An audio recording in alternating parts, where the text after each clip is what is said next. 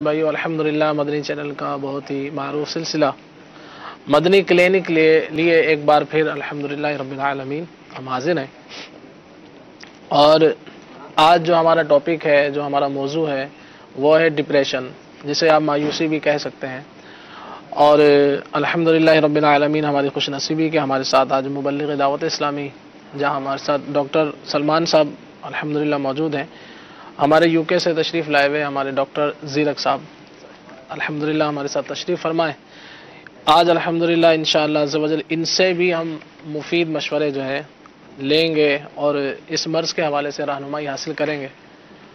तो आइए सबसे पहले दुरूद पाक की फजीलत सुनते हैं। सरकार दो आलम नूर मुजस्सम सल्लल्लाहु तआला अलैहि व आलिहि वसल्लम का फरमान रहमत निशान है, मुझ पर दुरूद पाक पढ़ना पुल सिरात पर नूर है। जो रोज़े जुमा मुझ पर 80 बार दुरूद पाक पढ़े, उसके 80 साल के गुनाह मुआफ़ हो जाएंगे। सल्लु अलल हबीब सल्लल्लाहु तआला अला मुहम्मद सल्लल्लाहु अलैहि व आलिहि वसल्लम। प्यारे और मोहतरम इस्लामी भाइयों, मदनी चैनल के नाज़रीन, मर्ज़ ख्वाह कोई सा भी हो, अल्लाह और उसके रसूल के ज़िक्र की बरकतों से अल्हम्दुलिल्लाह रब्बिल आलमीन जो है अमराज में, मुश्किलों में आसानियाँ होती हैं। तो दुरूद पाक भी जो है हर मर्ज़ की दवा है। सल्ले अला मुहम्मद तावीज़ हर बला है, सल्ले अला मुहम्मद। तो बिलखुसूस जो आज का हमारा मौजू है, इससे मुताल्लिका जो भी मरीज़ हों, वो दीगर इलाज के साथ साथ जो हम सुनेंगे इंशाअल्लाह अज़्ज़ वजल, और दुरूद पाक का विर्द भी अपने साथ जारी रखेंगे, तो इंशाअल्लाह अज़्ज़ वजल इसकी बरकतों से जो है मालामाल होंगे। मीठे मीठे इस्लामी भाइयों, तकलीफ़, मुश्किल, परेशानी ख्वाह कोई सी भी हो, तो ये इसमें अल्लाह ताला की हिकमतें होती हैं। इस पर सब्र करना चाहिए और सब्र करके अज्र कमाना चाहिए।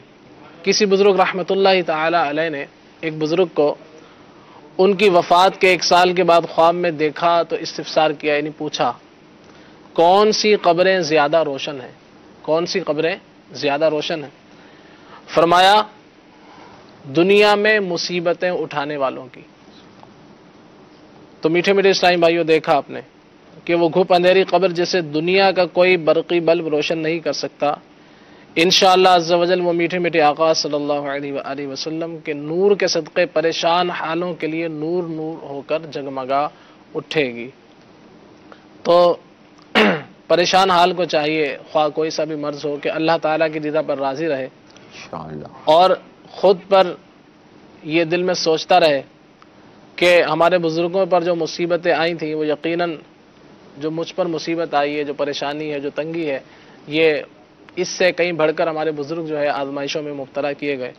तो उन सब ने हंसी खुशी वो मुश्किलें, आलाम बर्दाश्त किए और क़ुर्ब इलाही के हक़दार बने।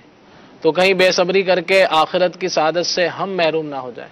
तो लिहाजा इंशाअल्लाह अज़्ज़ वजल हम इस मर्ज़ के हवाले से कुछ मालूमात भी जहाँ डॉक्टर साहब से लेंगे, तो उसके साथ साथ हमें ये भी एक जहन बनाना चाहिए कि ख्वाह कोई सा भी मर्ज़ हो, तो उस पर सब्र कर अज्र कमाना चाहिए, और साथ साथ इलाज मुआलिजा भी जारी रखना चाहिए। सल्लु अलल हबीब सल्लल्लाहु तआला अला मुहम्मद। आइए हम डॉक्टर साहब की तरफ चलते हैं कि हमें इस हवाले से आज क्या इरशाद फरमाते हैं। इंशाअल्लाह मदनी चैनल के नाज़रीन के लिए अर्ज़ है कि जो आज हमने जो टॉपिक चुना है वो है डिप्रेशन। जैसे डिप्रेशन को उर्दू में बोलते हैं ज़हनी दबाव।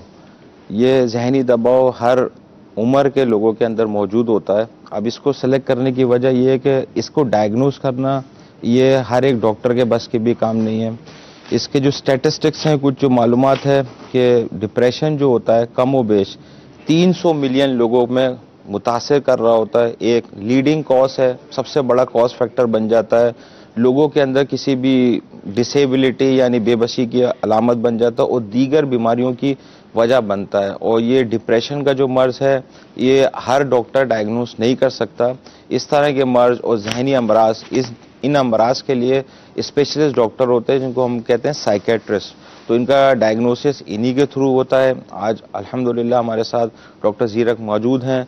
इनसे हम मालूम करेंगे कि डिप्रेशन असल में क्या है, इसकी अलामतें क्या होती हैं, इसका इलाज किस तरह मुमकिन है और इस मर्ज़ से बचाव किस तरह मुमकिन है। डॉक्टर ज़ीरक से मालूम करते हैं। डॉक्टर साहब, ये मालूम करते हैं बेसिकली جو ڈپریشن ہے یہ ہم یہاں ایک عام کنسپٹ ہے کہ جو بھی تھوڑا سا بھی مایوس ہوتا ہے، جہاں پریشان ہوتا ہے، مریض آتا ہے ڈائریکٹ بول دیتا ہے ڈاکٹر صاحب میں ڈپریشن کا شکار ہوں. اصل ڈپریشن ہوتی کیا ہے اور اس پہ جسم پہ اس کی علامتیں کیا ہیں؟ جزاک اللہ خیر. الحمدللہ رب العالمین والصلاة والسلام علی سید الانبیاء والمرسلین. یہاں پہ بالخصوص پاکستان میں جب کبھی میں بھی آتا ہوں تو عموماً ظاہر ہے کہ دیکھا جاتا ہے کہ مریض آتا ہے تو وہ اپنے ساتھ تشخیص لے کر آتا ہے، تشخیص لے کے آتا ہے اور کہتا ہے کہ بھئی مجھے اب اس کا علاج چاہیے. ڈاکٹر صاحب میں یہی بول رہا تھا، اب جیسے ہم یہ بات کریں، یہ تو ڈپریشن ایک ذہنی مرض ہے. اب یہ ذہنی مرض خود ڈائگنوز ہو سکتا ہے یا اس کے لیے کسی عام ڈاکٹر سے بھی ڈائگنوز ہو سکتا ہے؟ اب یہ دیکھیں کہ ظاہر ہے کہ جو مریض ایک سفر کر رہا ہے صحیح، اسے یہ تو چلے علم ہے کہ میرے ساتھ کچھ نہ کچھ مسئلہ ہے، کوئی نہ کوئی پرابلم ہے. صحیح. اب اصل میں کیا ہوتا ہے کہ یہ اب اپنی پرابلمز آپ اپنے ڈاکٹر جو ہے اس کے پاس جو ہے وہ کریں. اصل میں کیا ہے کہ جو ڈپریشن ہے نا بالفرض، سب سے پہلے تو یہ ہے کہ آپ کے جو جنرل فزیشین ہوتا ہے، فیملی ڈاکٹر جس کو یہاں بولتے ہیں، یو کے اور یورپین کنٹریز میں اس کو جی پی بولتے ہیں، جنرل پریکٹیشنر. تو بیسیکلی یہ بھی اس کی ڈائگنوسس اور انیشیل ٹریٹمنٹ تو کر سکتے ہیں کیونکہ ان کی اس حوالے سے ٹریننگ ہوئی ہوتی ہے. تو اب جب مریض کسی ڈاکٹر کے پاس آتا ہے، سب سے پہلے تو یہ بات نہ کی جائے کہ ڈاکٹر صاحب مجھے فلاں بیماری ہے، چاہے وہ ڈپریشن ہے یا کوئی اور ہے. صحیح. مریض کا کام ہے کہ وہ اپنے معالج کو اپنی علامات بتائے. صحیح. ڈاکٹر کا کام ہے کہ وہ اس حوالے سے تفصیلات معلوم کرے کہ بھئی یہ علامات کب ہوتی ہیں، کیسے جو ہے یہ کون سی چیز سے یہ علامات بڑھتی ہیں، کون سے کم ہوتی ہیں، اس کی ڈیوریشن کتنی ہے. اس کے علاوہ مطلب فیملی بیک گراؤنڈ چیک کیا جاتا ہے، اس کے علاوہ میڈیکیشن ہسٹری چیک کی جاتی ہے. اگر اس حوالے سے دیکھا جائے اور کوئی جسمانی علامات، تو بہت ساری چیزیں ہوتی ہیں کہ یہ انیشل اسیسمنٹ میں بہت ضروری ہوتا ہے. صحیح. اصل میں اگر دیکھا جائے مثال کے طور پر جو ڈاکٹروں کی تربیت ہوتی ہے میڈیکل سٹوڈنٹس کی 5 6 7 سال، ڈپریشن کی تشخیص کرنا اور علاج کرنا جی یہ تو اتنا امپاسبل نہیں ہے. آپ کسی بھی میڈیکل سٹوڈنٹ سے پوچھ لیں 6 7 علامتیں اسے ڈپریشن کی ہوں گی، ڈائگنوسس تو وہ کر سکتا ہے، لیکن اصل مسئلہ یہ ہوتا ہے، پرابلم یہ ہوتی ہے کہ اسپیشلسٹ کی ضرورت تب پڑتی ہے کہ بھئی آپ کو فل اسیسمنٹ کرنا ہے. صحیح. آپ کو یہ دیکھنا ہے کہ واقعی یہ ڈپریشن ہے یا یہ کسی اور وجہ سے علامتیں آ رہی ہیں. بعض دفعہ یوں بھی ہوتا ہے کہ جسمانی بیماریاں ہوتی ہیں جس کی وجہ سے آپ کو مطلب ڈپریشن کی علامت پائی جاتی ہے. اب اگر یہاں پہ آپ ڈپریشن کو ٹریٹ کرنا شروع کر دیں گے تو ایکچوئل جو جسمانی بیماری ہے اس کو آپ مس کر رہے ہیں. بعض دفعہ یہ ہوتا ہے کہ آپ نے جو ڈپریشن کی ٹریٹمنٹ دینی ہے، مثال کے طور پر میڈیکیشن، آپ کو یہ دیکھنا ہے کہ بھئی اس بندے کی کوئی بے شمار سائیڈ ایفیکٹس ہوتے ہیں ان میڈیکیشنز کے.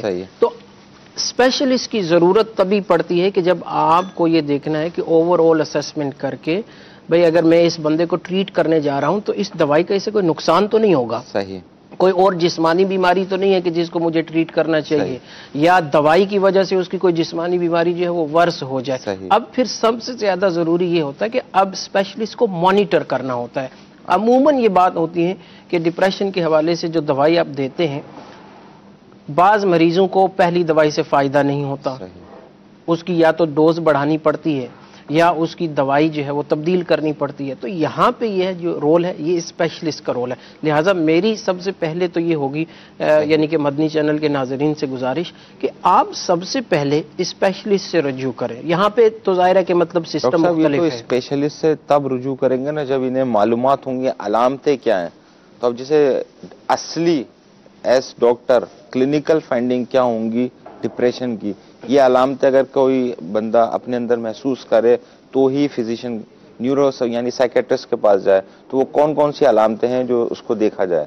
بیسیکلی 3 سے 4 جو ہے بنیادی علامتیں ہوتی ہیں جن کو ہم کور سمٹمز بولتے ہیں. صحیح. اس میں ایک تو یہ ہوتا ہے کہ لو موڈ انگلش میں جس کو ہم بولتے ہیں کہ آپ اداسی چھا زیادہ دیر تک اداس رہ رہے ہوتے ہیں. جی آپ جو ہے وہ خوشی جو ہے وہ سمجھے کہ آپ سے کوسوں دور چلی جاتی ہے.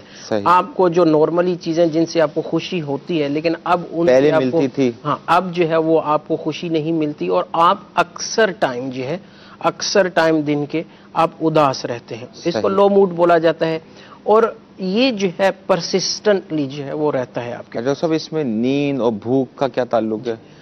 میں انشاءاللہ وہ آتا ہوں، وہ ایڈیشنل سمٹمز ہیں. تو سب سے پہلے تو موڈ جو ہے اس کو لیا جاتا ہے. پھر دوسرا یہ ہوتا ہے کہ انجوائمنٹ. صحیح. اب جو ایکٹیویٹیز جن سے آپ کو کچھ نہ کچھ انجوائمنٹ ملتی تھی، تسکین ملتی تھی، تشفی ملتی تھی. مثال کے طور پر ایک بندہ ہے نماز پڑھتا ہے، صحیح. اب اس کو ایک اس سے ذہنی سکون ملتا ہے، لیکن اب یہ سکون جو ہے اس کو نہیں ملتا.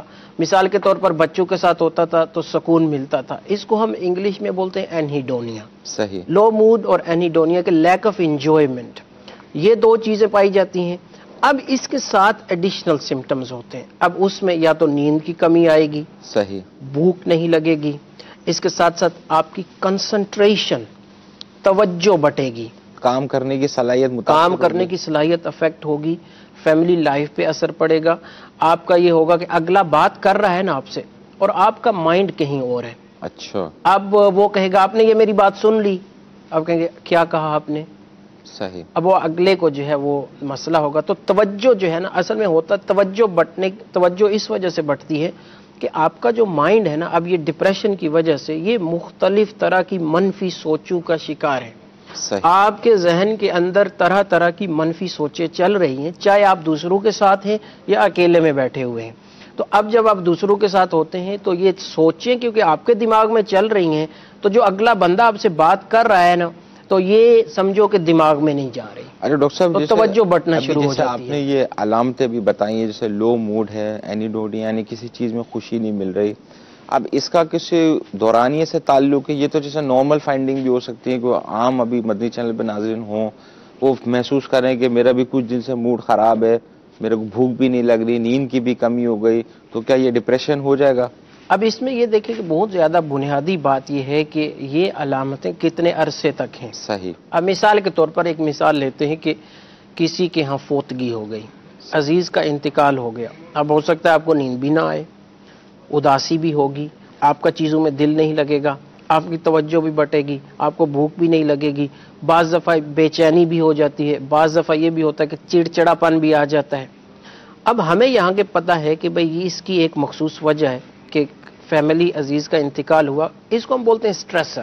کوئی بھی سٹریسر لے لیں، یعنی اس کو یوں بھی بولتے ہیں پوسٹ ٹرامیٹک سٹریس سنڈروم، یہ بھی کہلا دیا جاتا ہے. وہ تو مطلب ایک ڈفرنٹ سچویشن ہے، وہ اس میں نہیں آئے گی.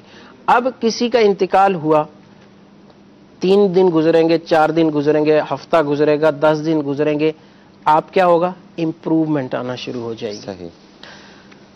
تو ایز اے یعنی میڈیکل پروفیشن ڈاکٹروں نے یہ ایک لمٹ کی ہے کہ اگر کسی کو یہ تمام علامتیں 2 ہفتے سے زیادہ جاری ہیں، اوکے، ان میں بہتری بھی نہیں آ رہی صحیح، اور وہ ورس ہو رہی ہیں، مزید خراب ہو رہی ہے، مزید خراب ہو رہی ہیں، ان میں بہتری بھی نہیں آ رہی، تو ایسی صورت میں جو ہے یہ جب علامتیں جتنی بھی ہوں، 3 ہوں، 4 ہوں، 5 ہوں، 6 ہوں، 7 ہوں، صحیح، اب یہ کم سے کم 2 ہفتے تک جاری رہیں اور اس کے بعد بھی یعنی کہ مزید ان میں کوئی بہتری نہیں آ رہی اور ورس ٹو ورس ہوتی جا رہی ہیں، تو اب اس کو بولتے ہیں ڈپریشن. اب اس میں مختلف لیولز ہوتے ہیں ڈپریشن کے. ایک ہوتا ہے مائلڈ ڈپریشن، صحیح، اس میں 3-4 علامتیں ہوں گی آپ کی جو اب میں نے مینشن. صحیح ہے. اب پھر ہوتا ہے ماڈریٹ ڈپریشن، اب اس میں آ جاتا ہے کہ 4-5-6 علامتیں آپ میں پائی جاتی ہیں. اور پھر ہوتا ہے سیویئر ڈپریشن. ارے ڈاکٹر صاحب، یہ تو ابھی جیسے یہ علامتیں اگر مدنی چینل کے ناظرین نے کوئی نہیں سنی، اس کو یہ علامتیں ملیں، تو ابھی اپنے جنرل فزیشین کے پاس چلے آئیں گے یا فیملی فزیشین کے پاس چلے آئیں گے، وہ بتا دیں گے، تو کیا وہ اس کا علاج کر سکیں گے؟ یہاں پاکستان کے سسٹم سے میں پرسنلی اویئر نہیں ہوں. صحیح ہے. وہاں ویسے بھی ویسٹرن جنرل کنٹریز بھی میں ہوتا ہے، ایک جی پی بھی جی. پرسکرپشن نہیں دے سکتا اس کا. اگر یہاں پہ ایسا ہے تو کلیئرلی ان کو پھر اسپیشلسٹ سے ہی رجوع کرنا چاہیے، سائیکائٹرسٹ سے ہی رجوع کرنا چاہیے. اور اگر وہ ڈائریکٹ اس حوالے سے رجوع کر سکتے ہیں تو بہتر یہی ہوگا کہ یعنی کہ سائیکائٹرسٹ سے ہی اوپینین لی جائے. اس کی وجہ یہ ہے کہ جیسے میں نے پہلے مینشن کیا کہ سائیکائٹرسٹ ایک فل اسیسمنٹ کرے گا، ساری چیزیں آپ کو دیکھے گا اور پھر وہ آپ کی تشخیص پراپر کرے گا. کیونکہ ظاہر ہے کہ تشخیص کئی مختلف بیماریاں ہو سکتی ہیں، پرابلمز ہو سکتی ہیں، اور عموماً بعض دفعہ ایسی صورت بھی ہوتی ہے کہ کسی کو مثال کے طور پر تھائرائڈ پرابلم ہے، صحیح، گلہڑ جس کو بولتے ہیں، تھائرائڈ پرابلم کی وجہ سے جو ہے یہ ڈپریشن کی علامتیں بہت ساری پائی جاتی ہیں. اب اس میں ظاہر ہے کہ اگر سائیکائٹرسٹ کے علاوہ کسی نے ڈپریشن ٹریٹ کر دیا اور تھائرائیڈ کی طرف اس نے بلڈ ٹیسٹ نہ کیے تو ایگریویٹ ہو جائے گا، تو وہ ایگریویٹ ہو جائے گا. اس میں پھر ظاہر ہے کہ پھر بعض دفعہ دوائی بھی جو ہے وہ نقصان کر سکتی ہے. وٹامن ڈی ڈیفیشنسی، کیلشیم کی وٹامن ڈی ڈیفیشینسی بھی ڈپریسو سمپٹمز کر سکتی ہے. اسی طرح بالخصوص اسلامی بہنوں میں انیمیا کامنلی پایا جاتا ہے. خون کی کمی، انیمیا کی وجہ سے آپ کو چڑچڑاہٹ ہوگی، آپ کو نیند کی کمی ہوگی، آپ کو کمزوری ہوگی. ایک ڈپریشن کی علامت یہ ہے کہ آپ ویک فیل کرتے ہیں، ٹائرڈنس، کہ آپ ہر وقت سمجھے کہ مجھ میں طاقت ہی نہیں ہے، انرجی نہیں ہے. یہ بھی ایک کامن کورس سمٹم ہے ڈپریشن کا. تو اب یہ یعنی کہ میں نے چند مثالیں اس حوالے سے دیں کہ بعض دفعہ جسمانی بیماری کی وجہ سے بھی آپ کو ڈپریشن. ڈاکٹر صاحب اس کو ہم یوں سمجھ لیتے ہیں کہ جیسے کہ اگر جس کو یہ علامتیں پائی جا رہی ہیں، سب سے پہلے تو وہ اپنے فائنڈنگ دیکھ لے کہ کون سی علامتیں مل رہی ہیں، اور پھر اپنی غذا کا مانیٹر کر لے کہ کوئی غذا کس طرح کی لے رہا ہے، خون کی کمی وغیرہ تو نہیں ہے، کیلشیم کی کمی تو نہیں ہے. اپنے جنرل فزیشین کے پاس جا کے اپنا ایک جنرل چیک اپ کرا لے. وہ کلیئر کر دیتا ہے کہ بھائی کہ آپ کا خون وغیرہ کی کمی نہیں ہے، تھائرائیڈ فنکشن وغیرہ بھی صحیح ہیں، سب چیزیں بھی صحیح ہیں، اس کے باوجود یہ فائنڈنگ ملنی ہے تو ہم پھر سائیکیٹرسٹ کی طرف توجہ دیں. یہ بالکل صحیح آپ نے کہا. اور عموماً ایز اے سائیکائٹرسٹ ہم بھی یہی کرتے ہیں کہ اگر ہمارے پاس کوئی آتا ہے جی تو سب سے پہلے ہم اس کے یعنی کہ فیملی ڈاکٹر سے یہی کہتے ہیں کہ بھائی کیا ان کے سارے بلڈ ٹیسٹ ہو چکے ہیں. صحیح. اب ان بلڈ ٹیسٹ میں ہم بالخصوص دیکھیں گے بھائی کڈنی فنکشن کیسا ہے، لیور فنکشن کیسا ہے، تھائرائیڈ فنکشن کیسا ہے، فل بلڈ کاؤنٹ جس میں انیمیا وغیرہ آ جاتا ہے، یہ سارے چیک کیے جاتے ہیں. وٹامن ڈی لیول کو بھی چیک کیا جاتا ہے. صحیح. اور اسی طرح کے دیگر جو ہے وہ نمکیات وغیرہ ہوتی ہیں. تو اس میں یہی سب سے پہلے یہ ہوتا ہے کہ مطلب آپ کا جو بھی ڈاکٹر ہے کہ اوریجنلی یہ سارے بلڈ ٹیسٹ ضرور ہونے چاہیے. ایک تو یہ ہے کہ آپ کو کوز پتہ چل سکتا ہے، دوسرا یہ ہوتا ہے کہ بعض دفعہ جو دوائی ہم دیتے ہیں اس کی وجہ سے پہ آپ کے کڈنیز پہ اثر پڑ سکتا ہے، آپ کے لیور پہ اثر پڑ سکتا ہے، آپ کے ہارٹ پہ اثر پڑ سکتا ہے. تو اس کے ساتھ ساتھ مطلب ہارٹ کی پٹی بھی جو ہے وہ ہم بعض دفعہ جو ہے ای سی جی جس کو ڈاکٹر صاحب کچھ کالز ہیں وہ لے لیتے ہیں پھر انشاءاللہ مزید ڈسکس کرتے ہیں. کال سنا دیجیے. میں نارکان سے بول رہا ہوں. میرا نام جاوید اختر ہے. میری بیٹی ہے 11 سال کی. وہ پیدائشی تھوڑی ڈسیبل ہے، سی پی چائلڈ ہے. آپ کے پروگرام میں ڈاکٹر صاحب بیٹھے ہیں، اسی وجہ سے میں نے فون کیا کہ میرا بچی کی وجہ سے سارے گھر کے افراد پریشان ہیں.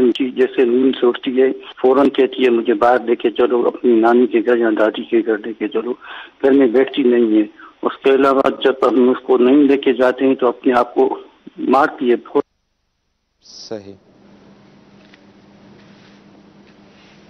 میں طیب بات کر رہا ہوں سرگودا سے. میرا ڈاکٹر صاحب کی بارگاہ میں یہ سوال ہے کہ ذہنی دباؤ سے جو دماغ کو نقصان پہنچ جاتا ہے اور وہ کیسے پورا ہوگا؟ انشاءاللہ عز و جل. ڈاکٹر صاحب یہ جو پہلے کالر تھے ان کی بچی 11 سال کی ہے. اب انہوں نے مجھے انہوں نے بھی بتایا کہ یہ ڈسیبلڈ ہے اور یہ پھر ہائپر ایکٹیو بھی جو اس طریقے سے بتا رہے ہیں، تو ان کو آپ کیا مشورہ دینا پسند کریں گے؟ اللہ عز و جل ان کی بیٹی کو شفا عطا فرمائے اور ان کو صبر جمیل عطا فرمائے. اب ظاہر ہے کہ انہوں نے ڈسیبلٹی کے حوالے سے یہ نہیں مینشن کیا کہ فزیکل ڈسیبلٹی ہے یا کہ ہم جس کو ایک مینٹل ڈسیبلٹی ہوتی ہے، لرننگ ڈسیبلٹیز بولتے ہیں. صحیح.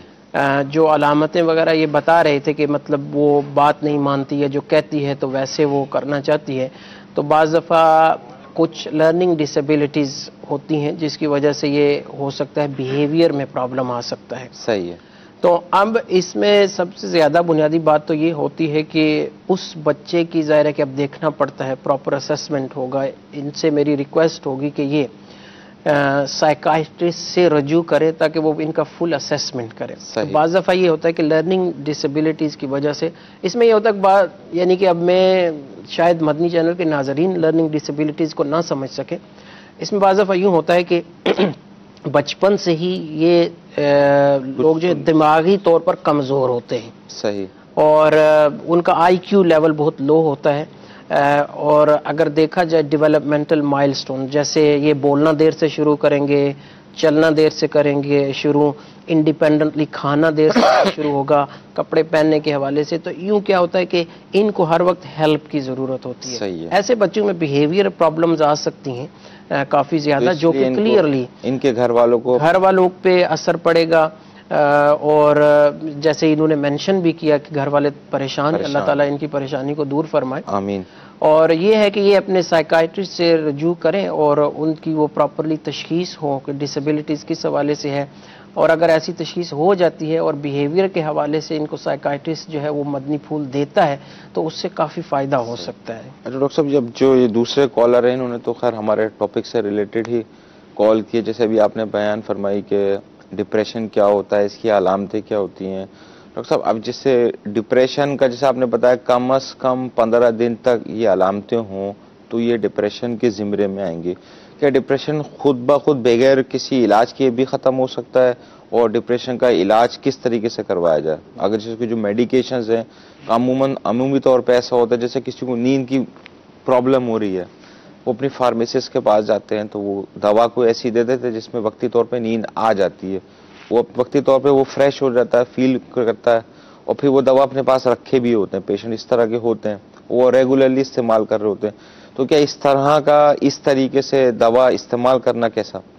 سب سے پہلے تو طیب بھائی کا جو سوال تھا کافی ضروری تھا کہ بھئی جو دماغ کو نقصان ہو جاتا ہے، اس میں یہ ہوگا تھا کہ اگر تو ڈپریشن کا آپ نے صحیح علاج نہیں کیا نا، صحیح، اور یہ سال ہا سال چلتا رہا، تو آگے چل کر جب آپ ادھیڑ عمر کے پہنچیں گے نا تو ڈپریشن کا لنک ہے کئی اور بیماریوں سے۔ مثال کے طور پر جو بندہ لانگ ٹرم ڈپریشن کا شکار رہا، آگے چل کے اس کو یادداشت کا مسئلہ ہو سکتا ہے، ڈیمینشیا بھی ہو سکتا ہے، تو لہٰذا اس کا لانگ ٹرم ڈیمیج تو ہو سکتا ہے، لیکن اگر اس کا علاج کیا جائے، اس کو ٹریٹ کیا جائے، تو پھر لانگ ٹرم ڈیمیج یا ایفیکٹ اس کا بہت کم چانسز ہیں کہ ہو۔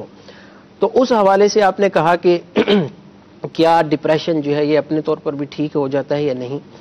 عموماً دیکھا یہ جاتا ہے کہ مائلڈ ٹو ماڈریٹ ڈپریشن، جیسے میں نے کہا تھا کہ اب کتنا سویئر ہے، صحیح، مائلڈ ہے، ماڈریٹ ہے، سویئر ہے۔ مائلڈ ٹو ماڈریٹ جو ہے یہ عموماً دیکھا جاتا ہے کہ اگر 5 مریض ہیں ڈپریشن کے تو تقریباً 6 مہینے کے بعد ان میں سے 4 ہو سکتا ہے اپنے طور پر ہی ٹھیک ہو جائیں، خود بخود ہی، خود بخود بغیر کسی علاج کے، صحیح، اور ہو سکتا ہے کہ پھر دوبارہ ان میں ڈپریشن نہ ہو، صحیح، ٹھیک ہے، اور لیکن ایک آدھ جو ہوگا اس کو علاج کی اس ضرورت کو ہوگی۔ Major depression. اب اصل میں مسئلہ یہ ہوتا ہے کہ اب یہاں 5 مریض اگر ہوں ڈپریشن کے، تو ایز اے سائیکائٹرسٹ ہم یہ نہیں بتا سکتے کہ ان 5 میں سے کون سے 4 جو ہیں وہ ٹھیک ہو جائیں گے اور کون سا جو ایک ہے وہ صحیح نہیں ہوگا۔ لہٰذا ایسی صورت میں جو ہے وہ مشورہ پھر یہی دیا جاتا ہے وہاں پہ تو مطلب یو کے میں جو ہماری پریکٹس ہوتی ہے ہم مریض سے ڈسکس کرتے ہیں، صحیح، ڈاکٹر علاج جو ہے وہ یعنی کہ ٹھونستا نہیں ہے، پروٹوکول آپ مریض کو بتاتے ہیں بھئی یہ آپ کے پاس آپشنز ہیں، ان کو بتایا جائے گا کہ 4 آؤٹ آف 5 جو ہے 6 مہینے میں ہو سکتا ہے صحیح ہو جائے، اب آپ ان میں سے ہیں یا نہیں ہیں یہ 6 مہینے کے بعد ہی پتہ چلے گا۔ صحیح، ہاں آپ کے پاس یہ آپشن ہے، آپ ان میں سے جو بھی آپشن لینا چاہتے ہیں آپ کے اوپر ہے، میرا کام ہے آپ کو انفارمیشن دینا اور سارا کچھ بتانا، ڈیسیژن جو ہے وہ مریض کا ہوتا ڈاکٹر صاحب یہ جو لوگ جاب کرتے ہیں، ورکنگ پروفیشنز کے اندر ہیں، اسٹریس اور ڈپریشن کیا یہ ایک ہی چیز ہے؟ اسٹریس کیا یہ ڈپریشن کے زمرے میں آئے گا؟ جی اچھا، یہ جو ہے آپ نے مطلب کافی اسٹریس اور ڈپریشن یہ کافی مطلب انٹر لنکڈ بھی، اب بعض دفعہ رول آؤٹ کیسے کریں گے؟ جی بعض صورتوں میں لوگ اسٹریس کا لفظ یوز کرتے ہیں اور ڈپریشن ان سے مطلب ہوتا اب ہے۔ اسٹریس اس ایک سمجھیں ٹیمپریری سچویشن ہے مائنڈ کی۔ اب مثال کے طور پر میں آپ کو، جیسے ابھی ہمارا مدنی چینل پہ سلسلہ ہو رہا تھا، اس سے پہلے ایک لائیو سلسلہ جا رہا تھا، تو اب جتنے بھی ہمارے ماشاءاللہ یہ جو بیہائنڈ دا سینز ہمارے اسلامی بھائی کیمروں کے پیچھے ڈائریکٹر یہ بیٹھے ہیں، صحیح، اب ان کے جو ہے نا ان کو کیا تھا کہ یار ابھی سلسلہ ایک ختم ہوا ہے دوسرے پہ جانا ہے، ٹائم بھی جو ہے وہ ہو رہا ہے، لائٹنگ سیٹ کرنی ہے، مائک لگانے ہیں، یہ کرنا ہے وہ کرنا ہے، اس کی وجہ سے کیا تھا ان کا جو ہے وہ یعنی کہ فیلنگز ایک اندر تھی، اس فیلنگز کو یہ جو ٹینس بندہ ہو جاتا ہے اس کو سٹریس بولتے ہیں۔ ڈاکٹر صاحب یہ تو اب جیسے ان کا سلسلہ شروع ہو گیا ابھی ماشاءاللہ آرام سے بیٹھے ہیں کیمرے کے پیچھے، ابھی انہیں مسئلہ نہیں ہے۔ صحیح ہے، تو یہ ہے سٹریس کہ ٹیمپریریلی ایک سچویشن آئی اور آپ کو فوراً جلدی کچھ نہ کچھ کرنا پڑا، یا آپ اس کو کر سکے نہیں کر سکے، یہ جو سچویشن ہے چند منٹوں کے لیے ہو، چند دنوں کے لیے ہو یا چند گھنٹوں کے لیے ہو، ایسی سچویشن کو عموماً اگر یہ سٹریس کا لفظ دیا جائے تو شاید زیادہ مناسب رہے۔ صحیح، تو یہ کیا ہے ٹیمپریری سچویشن ہے، आपके पास एक आई अलामत हो सकता है, अगर 2-3 दिन रहता है, मिसाल के तौर पर। अरे डॉक्टर साहब, कुछ लोग ऐसे प्रोफेशन में भी है ना, जैसे रोड है, ट्रैफिक है, रोज के आदी हैं, जॉब प्रोफाइल ऐसी है, बहुत स्ट्रेसफुल है, परसिस्टेंटली अंडर स्ट्रेस रह रहे हैं। दिन में अगर 12 घंटे की ड्यूटी है तो 12 घंटे अंडर स्ट्रेस है। जब घर आते हैं तो घर पे आके तो यही फाइंडिंग मिल रही होती है, थकन भी होती है, चिड़चिड़ापन भी होता है, काम करने का दिल नहीं चाह रहा होता, किसी चीज में खुशी भी महसूस नहीं हो रही होती। तो अब इसको क्या डिप्रेशन बोल देंगे? आप देखें, डिप्रेशन में ये है कि आपको क्लियरली एक तो ये होगा कि अगर आप मिसाल के तौर पर, मैं इस पे ये तवज्जो लेके आना चाह रहा हूँ, अगर ये डिप्रेशन हुई तो ये डिप्रेशन के सिम्टम आपके काम के दौरान भी मिलेंगे। अमूमन ये होगा कि ऐसे बंदे जो जॉब पर स्ट्रेस हैं, जब ये घर आएंगे ना, कुछ इसमें से वो होंगे कि जो अपने चिड़चिड़ेपन का इजहार करेंगे बच्चों के साथ, घर वालों के साथ, दीगर। कुछ वो होंगे कि जो रिलीव होंगे कि शुक्र है यार मैं घर आया, अब इंजॉय करेंगे। तो ये डिप्रेशन नहीं है। तो अब इसमें क्या है कि डिप्रेशन तो नहीं है, लेकिन क्रॉनिक स्ट्रेस अगर आपको एवरी डे ये सिचुएशन हो रही है, 10-12 घंटों के लिए हो रही है, तो रिस्क ये है कि आप डिप्रेशन में जा सकते हैं। अरे डॉक्टर साहब, ये तो हो गया डिप्रेशन। अब ये डिप्रेशन का हम इलाज की तरफ आते हैं। डिप्रेशन के इलाज आपको पता है कि रिस्ट्रिक्टेड में, लिमिटेड है। इसकी एंटी डिप्रेशन मेडिसिन मार्केट में अवेलेबल है, इसकी लंबी लिस्ट है और कोई फिजिशियन या कंसल्टेंट ही इसको प्रिस्क्राइब कर सकता है। क्या इन मेडिसिन के जरिए ही इलाज हो सकता है? इससे पहले भी कोई इलाज होने के ऑप्शन है, जैसे सीबीटी या साइकोथेरेपी? हमारी जो वहाँ पे हमें मेडिकल प्रोफेशन की तरफ से गाइडलाइंस है ना, वो ये है कि अगर किसी को माइल्ड या मॉडरेट डिप्रेशन है तो ऐसे का इलाज टॉकिंग थेरेपीज के जरिए किया जाए। अरे तो टॉकिंग थेरेपी का क्या मतलब है? ये सीबीटी हम वर्ड यूज कर रहे होते हैं, जैसे बाहर मुल्कों में सीबीटी पर आवर क्या चार्ज होती है? अगर तो अमूमन तो लोग एनएचएस, नेशनल हेल्थ सर्विस, वहां नहीं जाए, प्राइवेट अगर प्राइवेट में कोई जाता भी है तो सीबीटी अमूमन जो है मिनिमम भी 40 पाउंड पर आवर जो है, पर आवर का मतलब हो गया पाकिस्तान के 5,000 रुपए 1 घंटे के सीबीटी। अच्छा, सीबीटी में डॉक्टर साहब इसको बोलते हैं कॉग्निटिव बिहेवियर थेरेपी। इसमें करते क्या है? बेसिकली इसमें अगर मैं ये टर्म यूज करूं ना, हमारे जैसे पंजाब में एक टर्म यूज होती है, सोची प्याते बंदा गया। सही, ठीक है। होता ये है कि डिप्रेशन की हालत में आपका जो मेन फ्रेम ऑफ थिंकिंग है ना, वो मनफी हो जाता है। आप हर चीज को जो है वो मनफी पहलू में ही लेते हैं। अब जब मनफी पहलू में लेते हैं ना, अब इसका असर आपके बिहेवियर पे पड़ता है। अच्छा डॉक्टर साहब, ये कुछ पॉइंट्स है, मैं आपको पढ़ के देता हूँ, आप इसको फिर मुझे बताइएगा ये सीबीटी के अंदर फॉल कर रहे हैं कि जैसे सीबीटी यानी कोई कॉग्निटिव बिहेवियर थेरेपी या साइकोथेरेपी जो भी बोल रहे हैं इसको, इसमें जो आपकी ट्रेनिंग कर रहा है, जो आपको सिखा रहा है, वो आपको इन चीजों के लिए ट्रेन करता है कि adjust to the crisis to other current difficulty, यानी उसको सिखाया जाता है कि अगर वो किसी परेशानी के अंदर है तो इससे निकलना कैसे है, वो कोई नेगेटिव सोच रहा है तो इससे निकलना कैसे है। अब हम दावत इस्लामी के मदनी माहौल में मौजूद हैं अल्हम्दुलिल्लाह। अब हम एक बयान अगर 1 घंटे का सुनते हैं, क्या ये सीबीटी है? अच्छा, मैं अगर अपना वो उसमें फिनिश करूं कि जो सीबीटी होती है, मनफी सोचों को क्या किया जाता है, मस्बत सोचों की तरफ लाया जाता है। एक तो ये, दूसरा उनको ये बताया जाता है कि ये टेम्परेरी इशू है, आप आगे देखें, आगे चल के आप इससे बाहर आ जाएंगे। सही। एक तो मुस्तकबिल के हवाले से होप दी जाती है, और दूसरा ये कहा जाता है कि भाई आप जो है ना मनफी सोचों की जगह मस्बत सोचें जो है वो ख्याल में लाएं। मिसाल के तौर पर डिप्रेशन में अमूमन ये होता है कि बंदा ये सोचता है यार मैं ना बिल्कुल नकारा हूं। अरे डॉक्टर साहब, ये बदगुमानी इसमें बोल सकते हैं?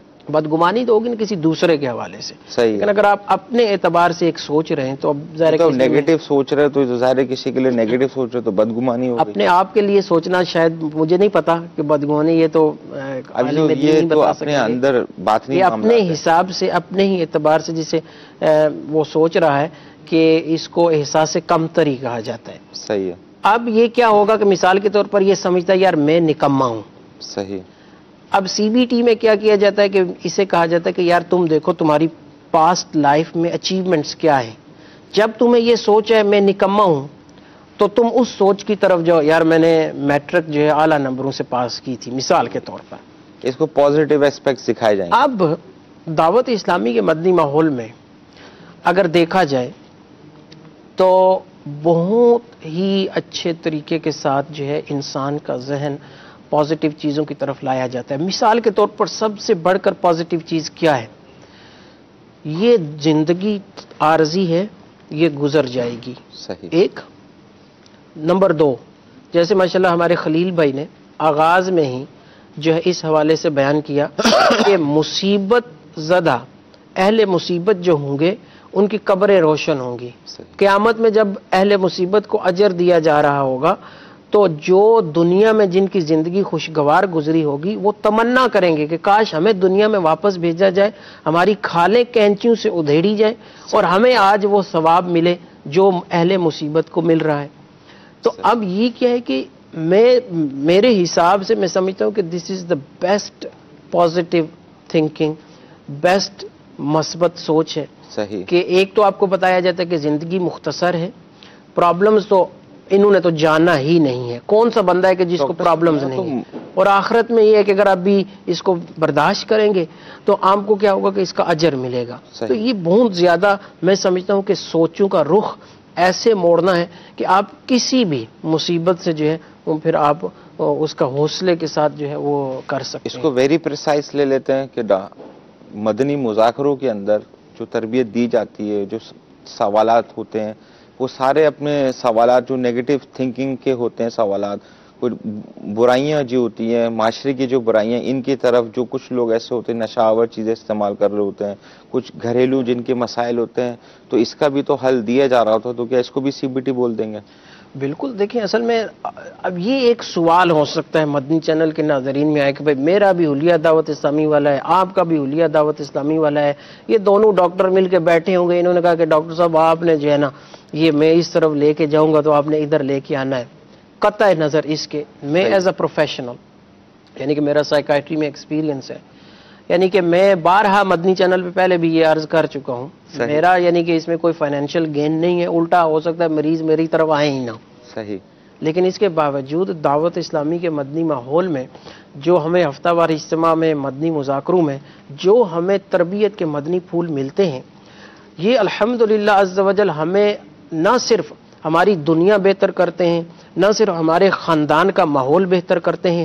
سینکڑوں نہیں ہزاروں مثالیں ایسی ہیں کہ دعوت اسلامی کے مدنی ماحول سے پہلے گھر کے اندر کا ماحول بڑا ہی ڈسرپٹڈ تھا. صحیح. ڈپریشن تھا، ٹینشن تھی، مصیبتیں تھی، پریشانیاں تھیں، مطلب بالکل یعنی کہ جو ہے انتشار کا شکار تک گھرانہ. دعوت اسلامی کا مدنی ماحول میسر ہوا، یہی فیملی، یہی خاندان ایک اچھے پرامن پرسکون طریقے سے جو ہے وہ اپنی زندگی گزار رہا ہے. تو یوں اگر دیکھا جائے تو الحمدللہ عز و جل بغیر کسی بایس کے، صحیح ہو سکتا ہے کوئی ہیلتھ کیئر پروفیشنلز دیکھ رہے ہوں، کوئی ڈاکٹرز دیکھ رہے ہوں، وداؤٹ اینی بایس میرا یہ یعنی کہ یقین ہے کہ دعوت اسلامی کے مدنی ماحول سے ہفتہ وار اجتماع، مدنی مذاکرہ اور مدنی قافلہ، یہ تین چیزیں اسلامی بھائی اپنا لیں تو اور حقیقت میں اپنائیں.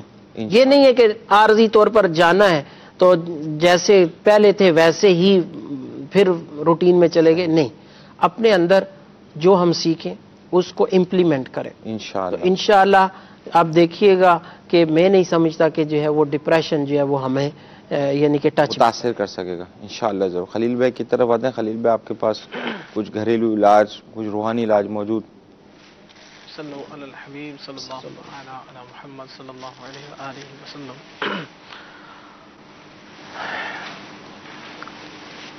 ویسے تو ابھی کافی جو ہے ڈاکٹر صاحب نے اس حوالے سے آپ نے بھی بہت اچھی رہنمائی فرمائی ہے. تو یہ ہربل طریقہ علاج ہے، جیسے دیسی علاج بھی اسے کہتے ہیں، گھریلو علاج بھی کہتے ہیں، اور جڑی بوٹیوں کا علاج جو بھی کہہ لیں. تو اس میں یہ مختصر سا گھریلو علاج ہے ڈپریشن کا گھریلو علاج. تو انشاءاللہ عز و جل یہ وہ چیزیں ہیں، ایک تو مختصر بھی ہے، جامع بھی ہے، کہ انشاءاللہ عز و جل یہ جو جن چیزوں کا ذکر کیا جا رہا ہے کہ ڈپریشن، گھبراہٹ، مایوسی، ٹینشن، سستی، کاہلی، تو نیند وغیرہ کا نہ آنا، اسی طرح برے خیالات، بری سوچوں کا آنا، تو ان سب میں جو ہے یہ گھریلو علاج انشاءاللہ عز و جل فائدہ مند ہوگا. تو اپنے طبیب کے مشورے سے آپ چاہیں تو اس کو استعمال فرمائیں. اس میں 4 چیزیں ہیں. سب سے پہلے جو چیز ہے اس کے اندر گلے گاؤ زبان، گلے گاؤ زبان، گاؤ زبان کے پھول، گلے گاؤ زبان. اس کی مقدار جو ہے 25 گرام لینی ہے، 25 گرام گلے گاؤ زبان۔ دوسری چیز جو ہے مغز کشنیز، یعنی کشنیز کہتے ہیں دھنیے کو، جو خشک دھنیا ہوتا ہے، ایک تو کھانوں میں استعمال ہوتا ہے سبز دھنیا، یہ اس کے جو خشک دھنیے کے اندر کی گری ہے، مغز ہے، اسے کہتے ہیں مغز کشنیز۔ اس کی مقدار بھی گلے گاؤ زبان کی طرح 25 گرام ہم نے لینی ہے۔ تو یہ دو چیزیں ہو گئی۔ اب تیسری چیز جو ہے دار چینی، یہ ہر گھر میں کم و بیش استعمال میں آتی ہے، دار چینی بریانی میں، کھانوں میں ڈلتی ہے، تو اس کی مقدار جو ہے 12 گرام لینی ہے دار چینی کی۔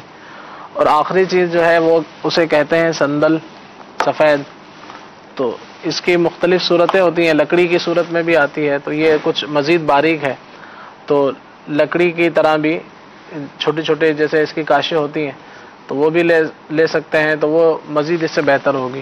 تو یہ 4 چیزیں آپ نے دیکھ لی ہیں، دوبارہ سماعت فرما لیں۔ گلے گاؤ زبان 25 گرام، مغز کشنیز 25 گرام، دار چینی 12 گرام، اور سندل سفید جو ہے یہ بھی 12 گرام۔ اس کا طریقہ کیا ہے کہ تمام دوائیں جو ہے اچھی طرح اس کو باریک کر لیں، پیس لیں، باحفاظت رکھیں۔ مقدار خوراک صبح و شام چھوٹی چمچ آدھی آدھی، اندازاً کہہ سکتے ہیں کہ تقریباً 3 گرام جو ہے یہ ہم نے اس کو لینا ہے۔ اور عرق گلاب اچھی کمپنی کا ہو، آدھا کپ عرق گلاب ہو اور آدھی چمچ اس کی ہو، تو صبح اور شام خالی پیٹ ہو یا کھانے سے پہلے یا کھانے کے بعد جب آپ چاہیں اس کو استعمال کر سکتے ہیں۔ تو انشاءاللہ عز و جل یہ دوا جو ہے ڈپریشن، گھبراہٹ، مایوسی، ٹینشن، سستی و کاہلی، نیند کا اڑ جانا، برے خیالات کا آنا وغیرہ میں بے حد مفید رہے گی۔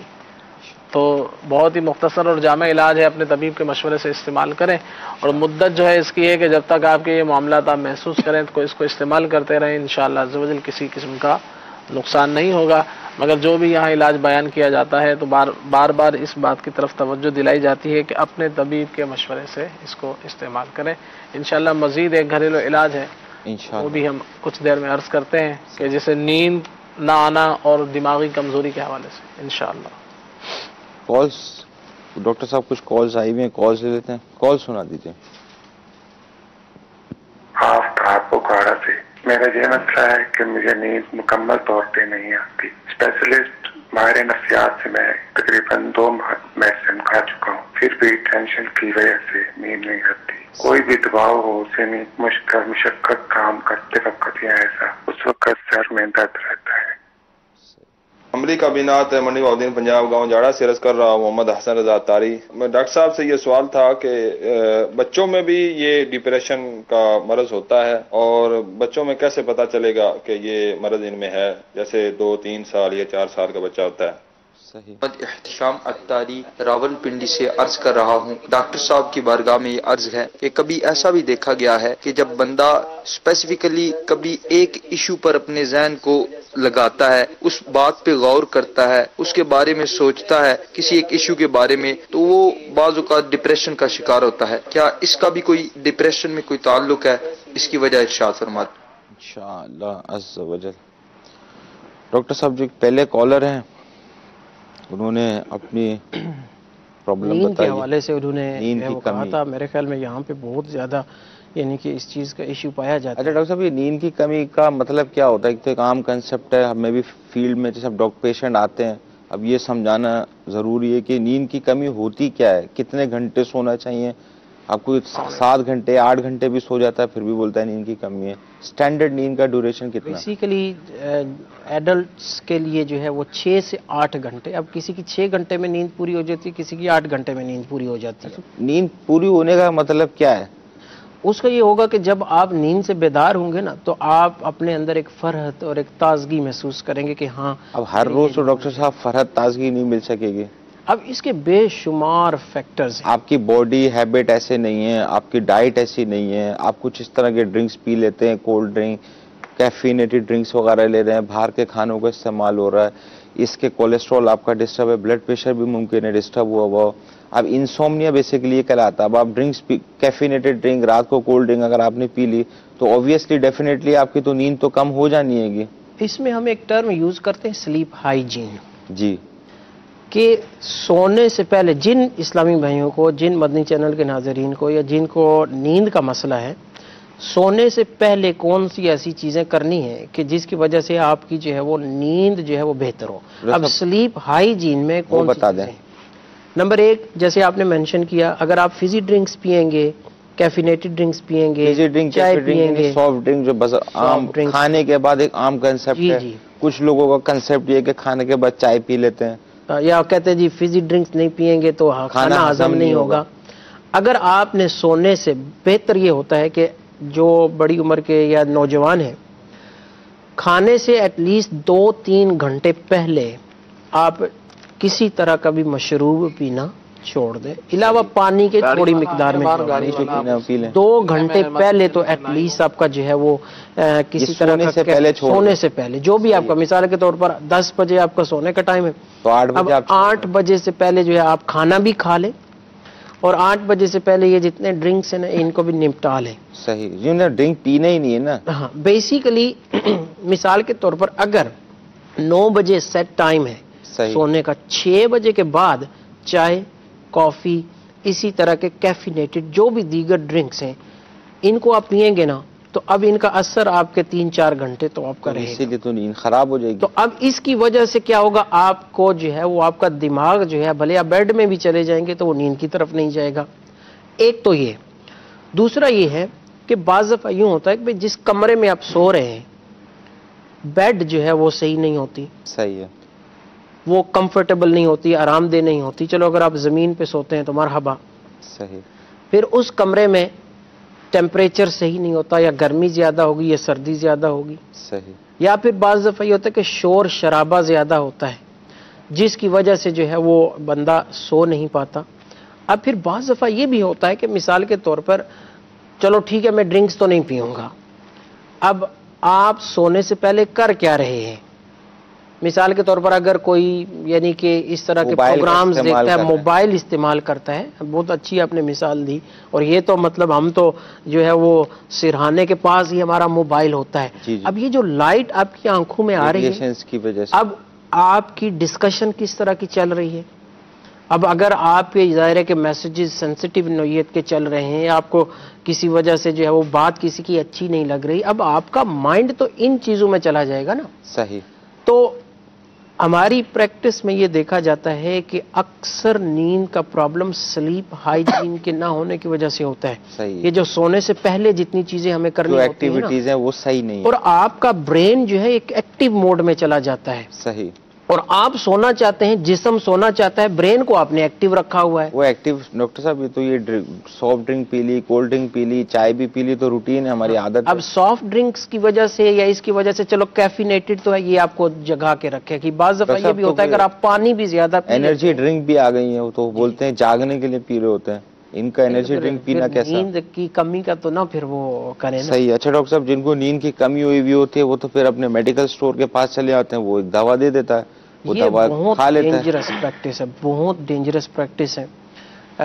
मैं ये समझता हूँ प्रोफेशनली भी, दुनिया के कानून के मुताबिक भी, दिस इज एक्सट्रीमली अनप्रोफेशनल। सही। आप जब तक आप प्रेस्क्राइबर नहीं है, फार्मासिस्ट प्रेस्क्राइबर नहीं है, यानी वो दवा नहीं दे दवा सकता। वो वही दे सकता है कि जो डॉक्टर ने लिख के दी होगी अपने तौर पर, अलावा मतलब कोई छोटा मोटा यानी कि फ्लू हो गया है या इस तरह का हो गया है या पेन किलर, डॉक्टर साहब यहाँ तो दे देते हैं, ले लेते हैं, हो गया, लेकिन अब खुद से लेना कैसा? अब देखें, अब ये जो है ना, अब क्या है कि आप इस तरफ यहाँ पे तो क्लियरली पाकिस्तान में ये लेना कैसा? खुद लेना ही बंद ना, कर दें। खुद से बंदा ले ना, फार्मासिस्ट प्रेस्क्राइब करे, और डॉक्टर भी जब तक, हमारे प्रैक्टिस क्या है, अक्सर हम नींद की गोलियां नहीं देते। सही।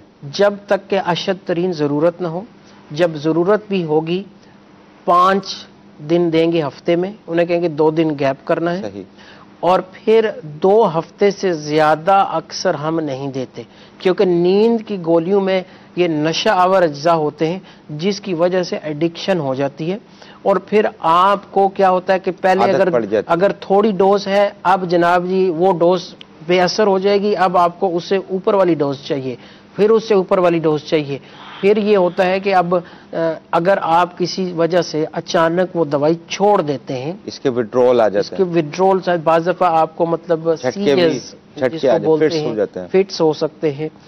तो ایک تو प्रेस्क्राइबर की रिस्पॉन्सिबिलिटी कि जो बंदा प्रेस्क्राइबर नहीं है वो प्रेस्क्राइब ना करे, जो प्रेस्क्राइबर है उसकी रिस्पॉन्सिबिलिटी है कि अगर प्रेस्क्राइब कर रहा है तो उसको मॉनिटर भी करे। अच्छा डॉक्टर साहब, ये जो कॉलर थे इन्होंने कॉल की है कि इनको नींद की कमी है, किसी डॉक्टर से इन्होंने लिखवाया, अब इनको मशवरा यही देंगे हम कि अपने जिस डॉक्टर ने जो दवा इनको लिख के दिए वापस जाके उन डॉक्टर से राब्ता करें और इसको रीचेक करा लें कि जो दवा इस्तकामत से ले रहे थे कितने दिन के लिए उन्होंने प्रिस्क्राइब की थी, ज़रूरत पड़ी तो डॉक्टर चेंज कर देगा, ना ज़रूरत पड़ी तो उनको कोशिशें करनी चाहिए ज़ाती तौर पे कि अपनी जो जैसे आपने बताया स्लीप हाइजीन ये इम्प्रूव कर लें। बाज़ दफ़ा माजरत के साथ ये होता है कि कुछ यानी कि प्रैक्टिसेस ऐसी आ जाती हैं किसी प्रोफेशन में वहाँ के माहौल के हिसाब से, मतलब किसी मुल्क के अवाम की मेंटालिटी के हिसाब से, कि अक्सर जो है यहाँ पे बहुत ज़्यादा प्रेस्क्रिप्शन होती है मेडिकेशन की। पाकिस्तान में मैं ज़रा मैं यहाँ आता हूँ, पे भी होती है। तो अब आप कोई भी एशियन मुल्क ले लें तो अब होता ये है कि दवा की ज़रूरत नहीं है, आपने प्रेस्क्राइब कर दी। सही। अब मैं नहीं समझता अगर मतलब एक सर्वे किया जाए कितने साइकाइट्रिस्ट स्लीप हाइजीन यहाँ पर नहीं पता डॉक्टर साहब मुझे क्या लिख के दे रहे हैं, साफ बात। लेकिन इतना उन्हें पता होता है कि ये नींद की गोली है, ये बाद में पता लगता है जब ये खा के सो जाते हैं। जी। दूसरे कॉलर हैं डॉक्टर साहब, ये डिप्रेशन ये मालूम करना चाह रहे हैं। हाँ, डिप्रेशन क्या बच्चों में, ये बड़ा अच्छा टॉपिक है। असल में 3 से 4 साल की उम्र मेंशन की थी। ज़ाहिर है कि 3 से 4 साल की उम्र के बच्चों में इतना शऊर भी नहीं होता। ये असल में जब बच्चे शऊर की उम्र को पहुंचते हैं 8 साल 10 साल 12 साल, अब अगर ऐसे बच्चों में मिसाल के तौर पर घर पर उन्हें प्यार मोहब्बत नहीं मिल रहा, सही, उनको कोई जनाब जी जिसको हम बुली बोलते हैं कि स्कूल में बच्चे तंग कर रहे हैं या घर पे बच्चे तंग कर रहे हैं, घर का माहौल ऐसा है कि बच्चा हर वक्त सहमा सहमा डरा डरा। घर के माहौल से मुराद क्या डॉक्टर साहब, मियाँ बीवी ये वालिदैन के बीच में कोई मसला है? जाहिर है कि अगर वालिदैन आपस में उनका लड़ाई झगड़ा रहेगा तो इसका सबसे ज्यादा इम्पैक्ट बच्चों पे पड़ता है।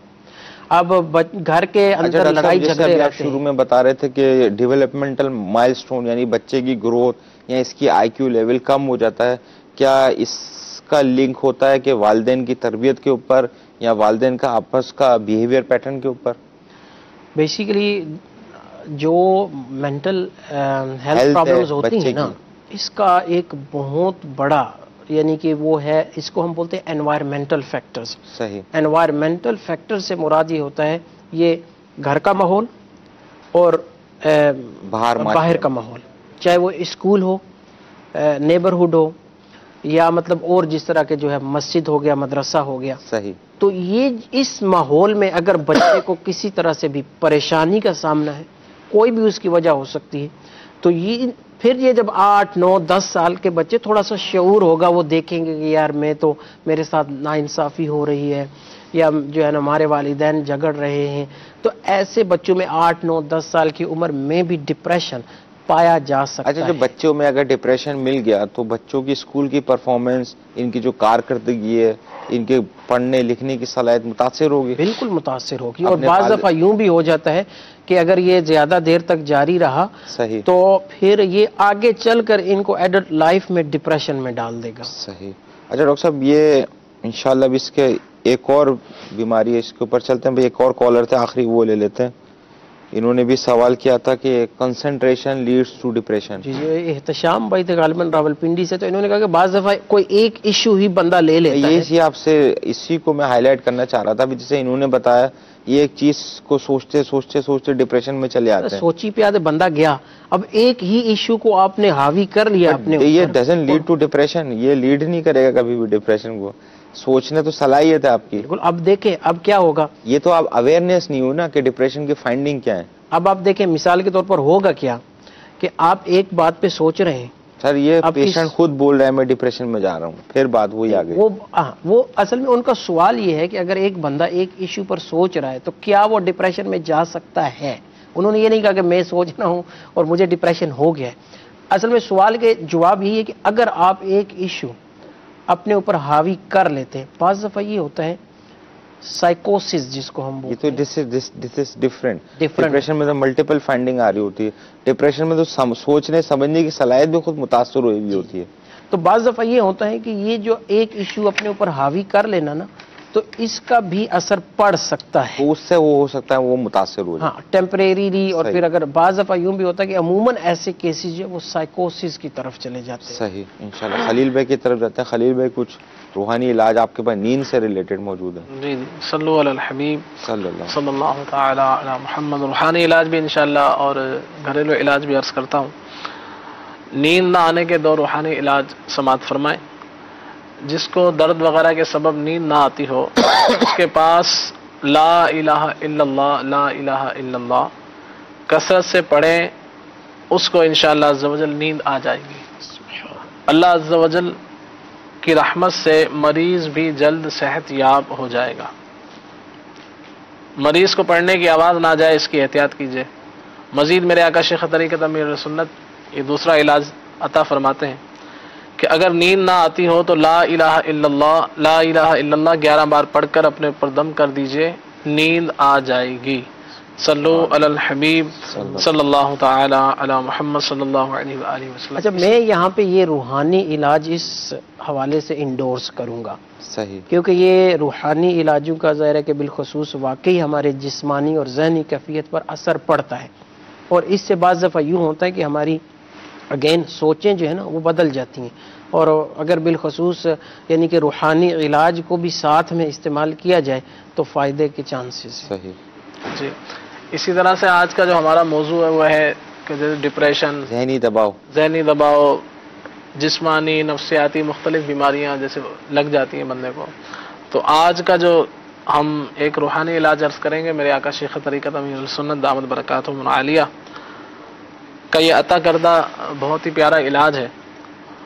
اور اب اس میں یہ ہے کہ جادو ہو، نظر بد ہو، بندش ہو، ٹینشن ہو، ڈپریشن ہو، مایوسی ہو، کسی بھی طرح کا مرض ہو تو انشاءاللہ اس کی برکت سے دور ہوگا. تو وہ کیا ہے اس کو آپ توجہ سے سماعت فرمائیں. مختلف بیماریوں اور پریشانیوں کا روحانی علاج، جسمانی نفسیاتی مختلف بیماریوں، ٹینشن، ڈپریشن، اثرات، جادو، نظر بد اور بندش وغیرہ کے لیے ایک عجیب الاثر عمل ہے. تمام گھر والے اگر یہ کرتے رہیں تو انشاءاللہ عز و جل گھریلو ناچاکیاں اور پریشانیوں سے نجات ملے، گھر امن کا گہوارہ بنے، تو مزید یہ برکتیں حاصل ہوں گی. اب یہ عمل کیا ہے؟ عمل بہت ہی آسان ہے کہ فجر کی 2 سنتوں اور ظہر، مغرب و عشاء کے فرضوں کی بعد والی 2 سنتوں، فجر کی 2 جو سنتیں ہوتی ہیں، فجر کی 2 سنتیں جو فرضوں سے پہلے ہوتی ہیں وہ اسی طرح سے ظہر کے بعد اور مغرب کے بعد اور عشاء کے بعد.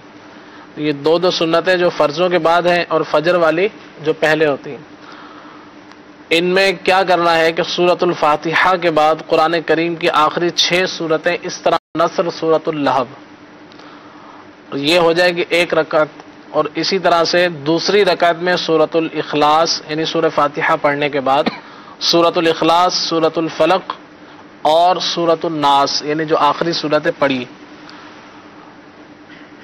تو انشاءاللہ عز و جل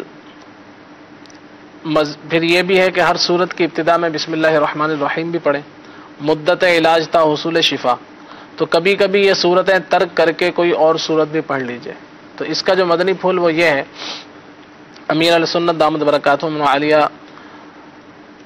فرماتے ہیں کہ بہار شریعت جلد اول صفحہ نمبر 548 پر مسئلہ نمبر 30 پر ہے، سورتوں کا معین فکس کر لینا کہ اس نماز میں ہمیشہ وہی سورت پڑھا کرے مکروہ تنزیہی ہے، مگر جو صورتیں احادیث میں وارد ہیں ان کو کبھی کبھی پڑھ لینا مستحب ہے، مگر ہمیشگی نہ کرے کہ کوئی واجب گمان نہ کر لے، نہیں کبھی کبھی ایسا بھی کریں کہ اس کو ترک بھی کر دیں.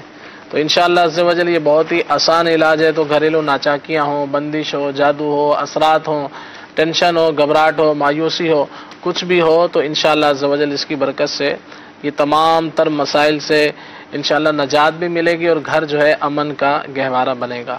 صلو علی الحبیب صلی اللہ تعالی علی محمد. ہمارے پاس ایک نیند کے حوالے سے گھریلو علاج بھی موجود ہے، اسے بھی سماعت فرمائیں.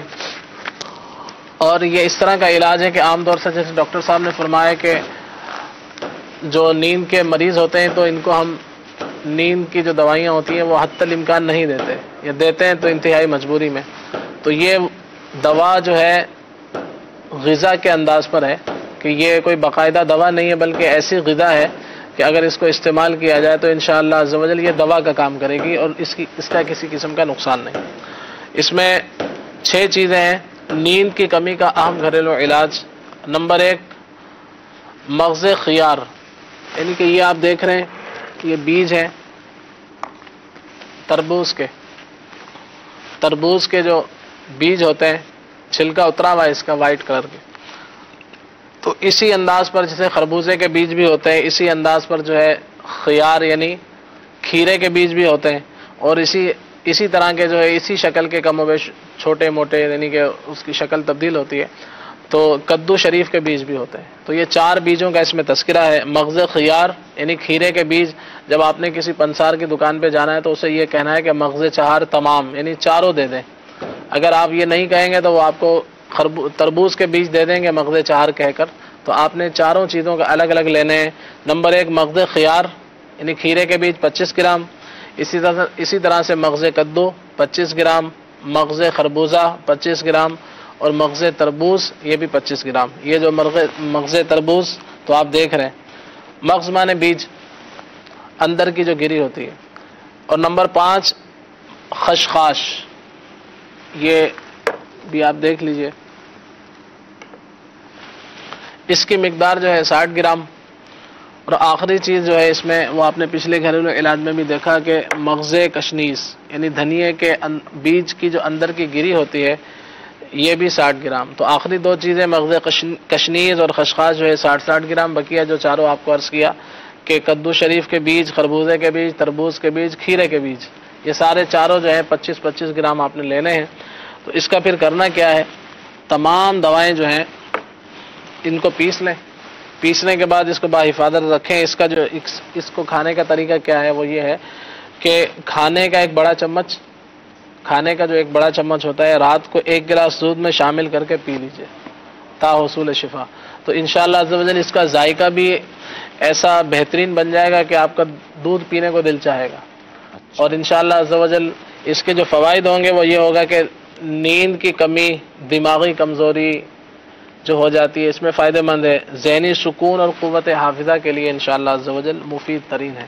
تو یہ علاج جو ہے یوں کہہ لیں کہ غذائی اشیاء پر مشتمل ہیں، تو اس کا انشاءاللہ عز و جل کسی قسم کا نقصان بھی نہیں ہوگا۔ پھر بھی اپنے طبیب کے مشورے سے اس کو استعمال کریں اور تا حصول شفا اس کو استعمال کریں انشاءاللہ۔ یہ جو علاج عرض کیا گیا بچوں کو، بڑوں کو، سب کو انشاءاللہ یہ دے سکیں۔ ماشاءاللہ اس میں دیکھیں کہ اس سلسلے میں جو میں نے ایک بات نوٹ کی کہ طبی طور پر بھی ہم نے نیند کا مینشن کیا، روحانی طور پر بھی مینشن ہوا، اور یہ جو غذاؤں کے ذریعے علاج بڑا ایک کمپریہنسو جو ہے اس کا وہ ایک چیز نوٹ نہیں کی، جو نیند کا جو انہوں نے علاج بتایا سارے بیج ہیں، یہ اکثر بیج ہیں اس میں، وہ بیج عموماً پھینک دیے جاتے ہیں۔ اللہ تعالیٰ کی ایسی مشیت ہے کہ بیجوں کے اندر سارے بیج ہیں، جو یہ پورا فارمولہ انہوں نے بتایا بیجوں کے اوپر ہے۔ عام کھیرے کے بیج عموماً کون کھاتا ہے؟ وہ کھیرے کے تو عموماً شامل ہی جاتے ہیں، لیکن خربوزے کے بیج استعمال میں بہت پھینک دیے جاتے ہیں، تربوز کے بیج ہیں یہ عموماً نہیں کھائے جاتے، تو بیجوں میں بھی شفا ہے۔ بعض دفعہ یوں ہوتا ہے کہ مریضوں کی مینٹالٹی یہ ہوتی ہے کہ یار جب تک کوئی ہمیں کو ٹھیک ٹھاک بڑی ساری گولی یا ٹیکا نہیں لگے گا نا تو ہمارا علاج نہیں ہوگا۔ تو عموماً کیا ہوتا ہے کہ اکثر یہ پایا جاتا ہے کہ مریض جو ہے نا یہ ڈاکٹر کی تجویز کردہ علاج کو یا تو صحیح فالو نہیں کرتا، صحیح جتنا کرنا ڈیوریشن، اب تھوڑا سا فرق پڑا تو دوائی چھوڑ دی مثال کے طور پر، تو اس کو بولتے ہیں کمپلائنس ایشو۔ تو بعض دفعہ یوں ہوتا ہے کہ بھئی اگر مثال کے طور پر اسی سلسلے کو لے لیا جائے، روحانی علاج کریں اور جو غذائی علاج کہا گیا اور سلیپ ہائیجین، صحیح۔ اب اگر جو اسلامی بھائی صحیح طریقے سے ان 3 چیزوں پر جو ہے وہ عمل کریں، 2-4 مہینے تک عمل کریں تو انشاءاللہ ضرور اس کا فائدہ ہوگا۔ سونے کا مسئلہ تو حل ہو جائے گا انشاءاللہ، نیند کا مسئلہ چاندی کا بھی ہو سکتا ہے حل ہو جائے انشاءاللہ۔ ڈاکٹر صاحب کچھ کالز ہیں، کال لے لیتے ہیں، کال سنا دیجیے۔ ڈاکٹر صاحب ابراہیم بات کر رہا ہوں، یہ ڈیفنس کے کراچی کے علاقے ڈیفنس ہے۔ ڈاکٹر صاحب میری کیفیت یہ ہے کہ تقریباً 2 سال ہو چکے ہیں، مجھے بہت زیادہ گھبراہٹ اور بے چینی رہتی ہے، اور یہ ہے کہ مجھے رونا بھی، جب گھبراہٹ بڑھتی ہے تو رونا بھی بہت زیادہ آتا ہے. کچھ ڈاکٹر کہتے ہیں کہ یہ اینگزائٹی ہے اور کچھ ڈاکٹر کہتے ہیں کہ جو ہے یہ بائی پولار ہے. اب مجھے تو کچھ سمجھ ہی نہیں آ رہا. بائی پولار کی بھی کافی عرصے سے دوائیاں لے رہا ہوں، اینگزائٹی کی بھی دوائیاں لی ہیں، لیکن یہ گھبراہٹ جو ہے وہ ختم نہیں ہو رہی. تو اب کس طرح سے پتہ چلے کہ آخر یہ جو ہے وہ ڈیزیز کیا ہے، بائی پولار ہے یا کسی اور قسم کا کوئی اور ڈپریشن ہے یا اینگزائٹی ہے، یا پھر میڈیسن جو میں کرنٹلی میڈیسن یوز کر رہا ہوں کہ مجھے اس سے افاقہ نہیں ہے. مجھے کچھ سمجھ میں نہیں آ رہا کہ میں کون سی میڈیسن دوں اور مجھے کیا ایگزیکٹ ڈیزیز ہے. انشاءاللہ. ایک اور کال دے. صاحب جوک سے بات کر رہا ہوں، منیش جین کلاس. ڈاکٹر صاحب سے سوال کرنا ہے کہ ڈپریشن کے مریض کو کیا یہ دوائیں ریگولر استعمال کر رہا ہے، کیا اس سے جان چھوٹ سکتی ہے آخر تک؟ انشاءاللہ. ایک اور کال دے دیں. اگر کسی کو مطلب بہت زیادہ ذہنی تھکاوٹ رہتی ہو تو اس کا کیا علاج ہے؟ انشاءاللہ عز و جل. ڈاکٹر صاحب جو پہلے کالر ہیں، جی ہمارے ابراہیم بھائی نے ڈیفینس سے کال کی کہ وہ کہہ رہے ہیں کہ یار ہمیں پتہ نہیں چل رہا یہ اینگزائٹی ہے. انہوں نے دو بیماریاں بتائیں، بائی پولر اور اینگزائٹی. اصل میں نا یہاں ایک مین بنیادی پوائنٹ ہے. یہاں نہیں ہے ڈاکٹر صاحب، ہر ہی جگہ ہو سکتا ہے. اب بنیادی پوائنٹ کیا ہے؟ Lack of awareness, lack of education. سب سے پہلے جو مطلب بات ہونی چاہیے کہ اگر ایک مریض کو کوئی بیماری ہے، اب مریض اس کے حوالے سے صحیح معنوں میں جہاں سے اس کو رائٹ انفارمیشن ملتی ہے، اپنی اس بیماری کے حوالے سے جو وہ انفارمیشن لے، ایجوکیشن حاصل کرے، معلومات کرے. مینٹل النس میں اگر کہوں کہ 50% فیکٹر آف ٹریٹمنٹ کہ مریض کو یعنی کہ انفارمیشن ہونی چاہیے کہ میری بیماری کیا ہے، صحیح، دوائی کے علاوہ کون سی اور چیزیں ہیں کہ جو مجھے یعنی کہ اس میں وہ ہیلپ کر سکتی ہیں. انہوں نے اینگزائٹی کہا، جیسے کہ علامتیں بتا رہے تھے، لگتا ہے اینگزائٹی ہے. ظاہر ہے کہ ڈیٹیلڈ اسیسمنٹ کے بغیر تو میں نہیں کہہ سکتا صحیح کہ اینگزائٹی ہے یا بائی پولر. لیکن مین پوائنٹ یہ ہے کہ بعض ایسی یوزفل ریلائبل ریسورسز ہوتی ہیں جہاں سے انفارمیشن مل سکتی ہے. یہ کنسپٹ تو ہے کہ اگر کوئی نیا موبائل لیتا ہے اس کے بارے میں سب معلومات لے لیتے ہیں، کوئی نئی گاڑی لیتا ہے تو اس کے بارے میں سب معلومات لے لیتے ہیں. اپنی صحت کے بارے میں، اپنی بیماری کے بارے میں، جو جس چیز سے یہ دو چار ہو رہے ہیں اس کے بارے میں معلومات نہیں لیتے، ڈیپینڈ کرتے ہیں ڈاکٹرز کے اوپر. تو آج جیسا آپ نے اچھی توجہ دلائی. یہاں پہ والے سے بھی بہت زیادہ یعنی کہ میں اگر کہوں کہ ٹریٹمنٹ کے حساب سے ہماری ذمہ داری بنتی ہے کہ ہم پیشنٹ ایجوکیشن جو ہے اس کو ضرور کریں. ڈاکٹروں کے پاس لیفلٹس ہونی چاہیے اور یہ مریض کو جو ہے جب مریض ان کے پاس آئے تو وہ لیفلٹس بھی ساتھ میں دیں تاکہ وہ مریض پڑھے اور اسے واقعی یقین ہو کہ ہاں میرے ساتھ یہ بیماری ہے. صحیح، اس کا ڈاکٹر کے ساتھ اعتماد بھی بڑھے گا. اب ان کو کیا بولیں گے، 2 سال سے ان کو گھبراہٹ بھی ہو رہی ہے، رونا بھی آ رہا ہے. میں خاص یہ دوا ڈیفینیٹلی استعمال کر رہے ہوں گے. مجھے تو لگ رہا ہے کہ کچھ دوائیوں کی یہاں تو وڈرال ہو سکتے ہیں، یا یہ کچھ دوائیں انہوں نے لی ہیں یا بیچ میں اوپر نیچے ہو سکتی ہے. ٹریٹمنٹ کے حساب سے تو یہ ہوتا ہے کہ اب ظاہر ہے کہ اگر اینگزائٹی ہے تو اینگزائٹی کے بہت سارے ٹریگرز ہوتے ہیں. صحیح، تو ان کو پہلے تو یہ اپنا دیکھنا چاہیے کہ کون سی چیزیں ہیں جو میری اینگزائٹی کو ٹریگر کرتی ہیں. بعض دفعہ تھاٹس ہی ہوتی ہیں، بعض دفعہ گھریلو معاملات ایسے ہوتے ہیں، بعض دفعہ ڈفرینٹ سٹریسفل چیزیں آ جاتی ہیں. تو ایکچولی اگر دیکھا جائے نا اینگزائٹی کے حساب سے بہترین اس کا علاج ٹاکنگ تھراپی ہے. صحیح ہے. ہاں بعض دفعہ اگر سویئر ہو جاتی ہے تو ساتھ میں میڈیکیشن کی حاجت پڑتی ہے، لیکن ان کو اگین جو ہے اینگزائٹی کا بھی ایک بہترین علاج کوگنیٹو بیہیویئرل تھراپی ہے. تو مدنی چینل بھی دیکھتے رہیں، مدنی مذاکرے دیکھتے رہیں، مدنی قافلے میں سفر کرنے کی نیت کریں، انشاءاللہ اللہ تعالیٰ بہتری فرمائے گا انشاءاللہ. تو یہ ہے کہ پیشنٹ ایجوکیشن ہمارے ڈاکٹروں کو بھی چاہیے کہ اس حوالے سے جو ہے وہ. جو ڈاکٹر صاحب یہ دوسرے کالر ہیں یہ جاننا ہی چاہ رہے ہیں کہ ڈپریشن کا مریض اگر دوائیاں استعمال کر رہا ہے، انہوں نے بڑا اچھا سوال کیا ہے، کیا یہ دوائیاں چھوٹ سکتی ہیں؟ جی اس میں یہ دیکھیں کہ اگر ہم نے اس کو شروع سے پکڑ لیا، صحیح، بیماری کی اوائل میں تشخیص ہو گئی، بیماری کا شروع میں ہی جب آپ کو پہلی دفعہ ہوا اور آپ نے اس کا علاج کروا لیا، اب اپنے طور پر مریض دوائی ہرگز نہ چھوڑے، اپنے معالج سے رجوع کرے. وہ آہستہ آہستہ دوائی جو ہے وہ ڈوز ریڈیوس کر کے اور کچھ مہینے دیکھے گا کہ دوائی کے بغیر جو ہے وہ کام کیسا چل رہا ہے.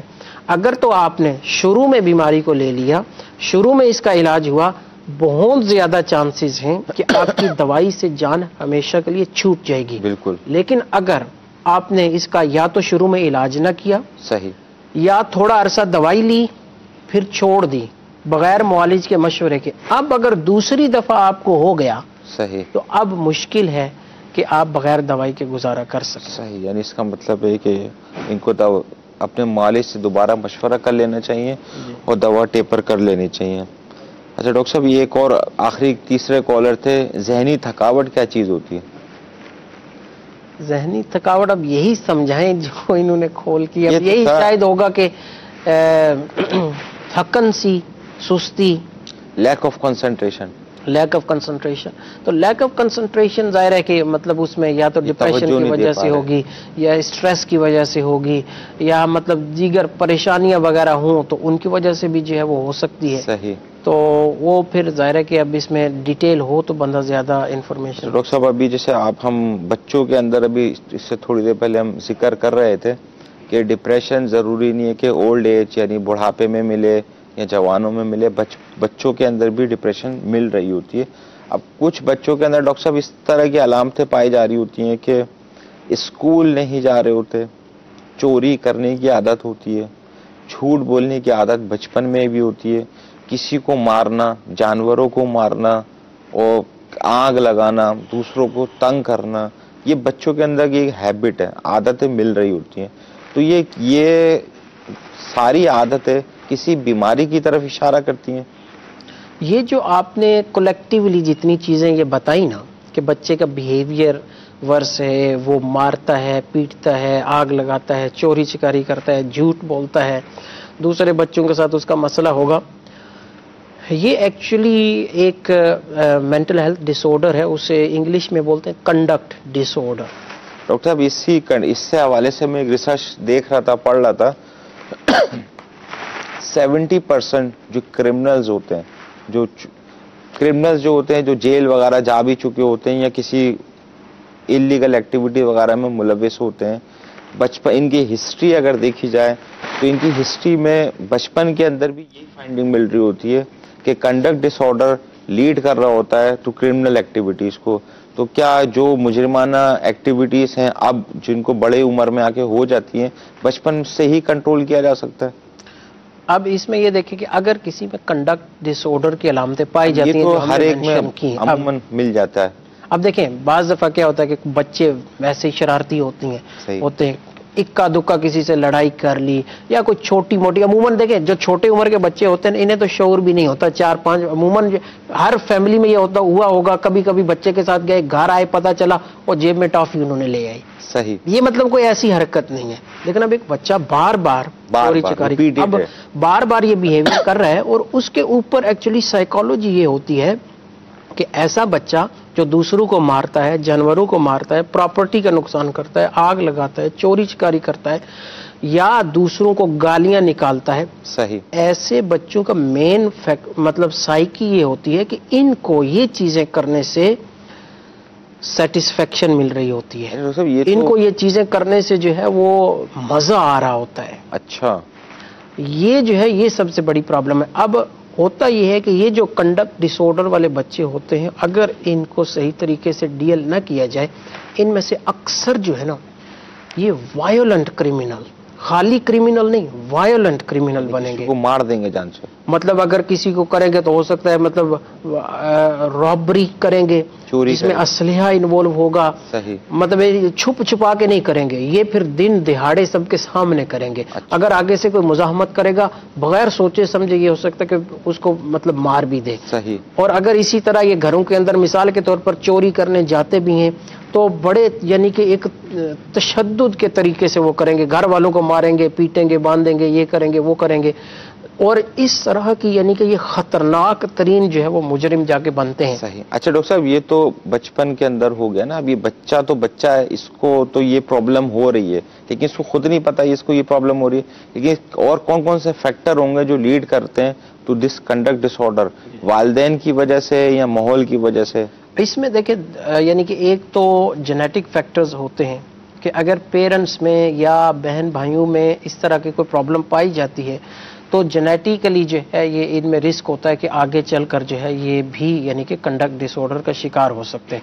اب اس کے ساتھ ساتھ جیسے میں نے پہلے کہا تھا کہ انوائرمنٹل فیکٹر، اب انوائرمنٹل فیکٹرز بھی بڑا ضروری رول ادا کرتے ہیں. ایسے بچوں کے ساتھ صحیح عموماً کیا ہوتا ہے، ابیوز ہوا ہوتا ہے. صحیح ہے، کوئی ان کو کسی نے تشدد بار ان کے ساتھ تشدد ہوتا رہتا ہے. پیرنٹس ان کو اگنور کرتے رہتے ہیں. پیرنٹس بھی تو مار رہے ہوتے ہیں، پیرنٹس مار رہے ہوتے ہیں، پیرنٹس اگنور کر رہے ہوتے ہیں. گھر کے اندر جو ماحول ہے صحیح وہ ہی یعنی کہ مطلب ایک نرچرنگ انوائرمنٹ نہیں ہے. یہ بچے کے لیے گھر کے اندر کا ماحول ہی کنڈکٹ ڈس آرڈر کو جنم دیتا ہے. یعنی کہ جس گھر کا ماحول خراب ہوگا ڈیفینیٹلی اس کا اثر تو ضرور ہوگا بچے کی تربیت پر. اب پھر اگر والدین اس بچے پر نظر بھی نہیں رکھتے، اب یہ باہر جاتا ہے. اچھا اس میں ایک اور بات آتی ہے، پیرنٹس ڈسپلن نہیں کرتے بچے کو. صحیح، ہر گھر کے قوانین ہوتے ہیں. مطلب کیا ہوتا ہے؟ ڈسپلن سے مطلب یہ ہوتا ہے کہ اگر بچے نے جھوٹ بولا تو بھئی آپ پیرنٹس کی ذمہ داری ہے اسے سمجھائے، اسے ڈسپلن کرے. بچہ چوری کر کے آیا ہے، مطلب یہ ہوتا ہے کہ وقت پہ جاؤ وقت پہ آ جاؤ. جھوٹ بولنا ڈسپلن ایک ہے ٹائم کیپنگ. ہم یہاں ٹائم کیپنگ یہ بھی ایک ڈسپلن کا حصہ ہے. صحیح ہے. لیکن بیہیویئر میں، کردار میں، اخلاق میں یہ بھی تو ڈسپلن ہے. اور بیسیکلی ان چیزوں میں جب کمی آتی ہے کہ بچے کو، مثال کے طور پر بچہ گھر گیا، آپ نے پوچھا، آپ کو سیدھا نظر آ رہا ہے کہ اس نے یعنی کہ جھوٹ بول رہا ہے. صحیح. اب آپ کہتے ہیں ٹھیک ہے کوئی بات نہیں. اب آپ بچہ چوری کر کے گھر چیز لایا ہے، بھئی آپ کو پتا ہے کہ بھئی میں نے بچے کو پیسے ہی نہیں دیے، اس کے پاس یہ چیز کدھر سے آئی.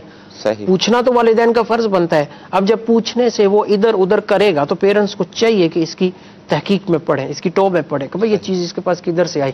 اب اسی طرح ایسے بچے رستے میں گزرتے ان کو گالیاں دیں گے، ماریں گے، پیٹیں گے، پیرنٹس کے پاس کمپلین تو آئے گی. اب جب پیرنٹس کے پاس کمپلین آئے گی تو ان کو چاہیے کہ بچے کو ڈسپلن کریں. جہاں جتنی سزا کا وہ حقدار ہے اس کو اتنی سزا دی جائے.